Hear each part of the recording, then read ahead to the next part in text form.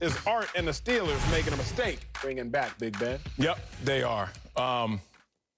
He just is not the future for this team. Now, it's interesting. You made a tremendous point. I got to start off my take with your point that you made yesterday in saying that the odds of someone coming in next year on that roster, especially playing better than Ben Roethlisberger, is slim to none, right? Well, with that said, I'm not the one to tell anyone to retire. I'm not going to say that to Big Ben. But if the Steelers don't say it to Big Ben, they're going to live to regret not saying it to Big Ben. I'll give you one example right now. Drew Brees, my former teammate, went to his wedding. That's my dog, but I do my job. Drew Brees and the New Orleans Saints last 4 years have had the most regular season wins of any team in the NFL, but just 3 and 4 in the playoffs. Drew Brees, ages 38 to 41 in that time. Drew Brees, 13 touchdowns and 10 turnovers in the playoffs, 22 points per game in the playoffs. I remind y'all, that's what Alvin Kamara. I remind y'all, that's what a scoring defense that ranked top 15 all 4 years. I remind y'all, that's what Michael Thomas, not so much this year, but weapons. And what has come from it? Holding on just a little too long, potentially. I remind y'all that Eli Manning held on just a little too long. How did that go? 1 winning season in his last 7 years in the NFL. Now, he's not the same as those guys. It's different. You're right.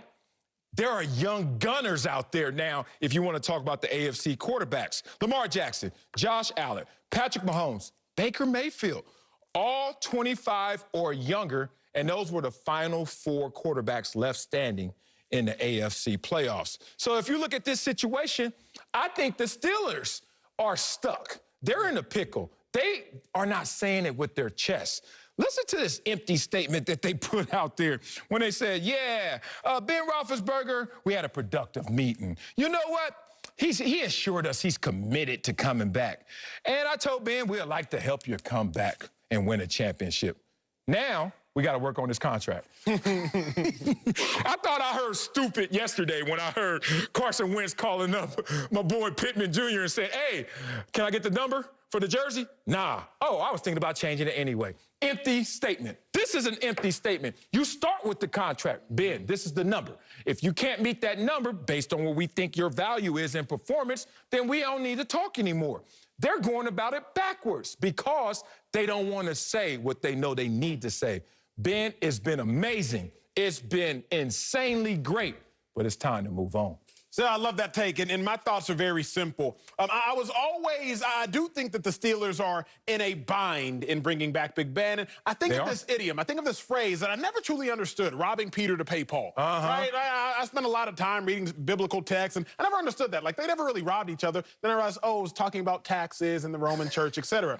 But a phrase I do understand, Sel, is robbing the future to pay the present. Yes, sir. And the Steelers, by bringing back Big Ben, are robbing the future to pay the present. Is Ben Roethlisberger going to be better for the Steelers organization next year than probably any other available quarterback? Yes. Regular season wins, probably more than a Dwayne Haskins, a Mason Rudolph, anybody else to acquire in free agency or late in the draft. But if you're thinking long term, Steelers, you're making a mistake. Think about it. Mike Tomlin, he's always found a way to win with his quarterbacks. You brought this up yesterday. Yes. I'll bring it up again in case y'all missed it. Mike Tomlin has had 7 quarterbacks start multiple games since he's been in Pittsburgh. All 7 are above, at 500 or above. And then we even think, like, wait a second, the Steelers were in quarterback purgatory, if you will, after Terry Bradshaw, before Big Ben. But were they? Cordell Stewart had a 61% winning percentage, 61% even being greater than Dak Prescott's current win percentage. To put that in context, if y'all need modern times. So the Steelers are just a good franchise, a competent franchise that finds a way to win.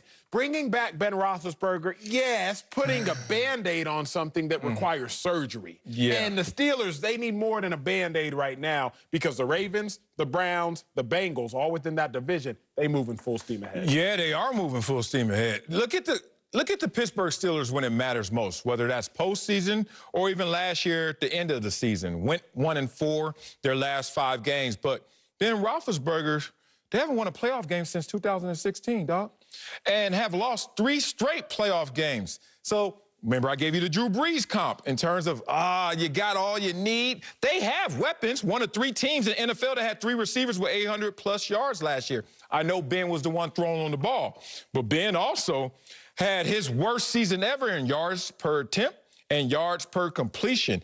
And his 4.6 air yards was the worst in the NFL. But Drew Brees, the other guy I'm giving them the comps to, wore that tag, wore that mantra. There's a saying that in any relationship, once you see the breakup, once you see it's over, they spent half the time breaking up. So if you think about it, if you were with somebody for a year, about 6 of those months was rocky enough till you finally pulled the Band-Aid off and said, enough. Now, I ain't talking about your cheating, but because that happens so fast and so acutely, the girl said... Can I clarify this? Okay, America, I'm not a cheater. No, he's not a cheater. America, That's I'm right. a faithful, young adult man. He's faithful. Go ahead, proceed. That is true from your perspective. So here's the thing. No, in all seriousness, I hate you. Like half the time is breaking up. I swear the Pittsburgh Steelers are just, you know how it is. You pick up your phone, you write it. You say, I shouldn't text her. And then you pick up the phone, I shouldn't call her. I'm gonna go over there. Nah, man, you know what, today I'm busy. You know, I need 10 hours to do all this. Pittsburgh, pull the Band-Aid off. I know how difficult it is to break up, especially when somebody's been that great, but the future's not bright. Let's go there, big dog. Sal, you were engaged, what, 4 times? I hate counting your engagements. Oh, really? Right? It's like, don't count another man's money, don't count another man's engagements. I'm breaking all these cardinal rules on the show. I apologize, America. But nonetheless, you've told the world, so I'll tell him again. Yeah. You engaged like 4 some odd times. Chill, dog, it's 4. You ain't got 4-ish. 4 adjacent times. And so the issue is, I feel like it's often harder to leave someone or something if it's unknown what you're going to. That's See, real. you'd rather just meander in that relationship with that significant other as opposed to ending things to the unknown. Yeah, that's real. And that's where the Steelers are. It's like, okay, if we end things with Ben Roethlisberger, who we better go to? Dwayne Haskins, he ain't faithful. I mean, after losses, he be with, you know what I'm saying? Hey, you know. Who else gonna, Mason Rudolph? We're not sure if he faithful. Watch the helmet swinging. Right? Like, so if you're the Steelers, I understand the dichotomy they are in. On one hand, Big Ben will at least salvage us for now until we can find a replacement. But the problem, Steelers, just understand, y'all robbing the future to pay the present. Eventually, it's gonna catch up to you. Coming up,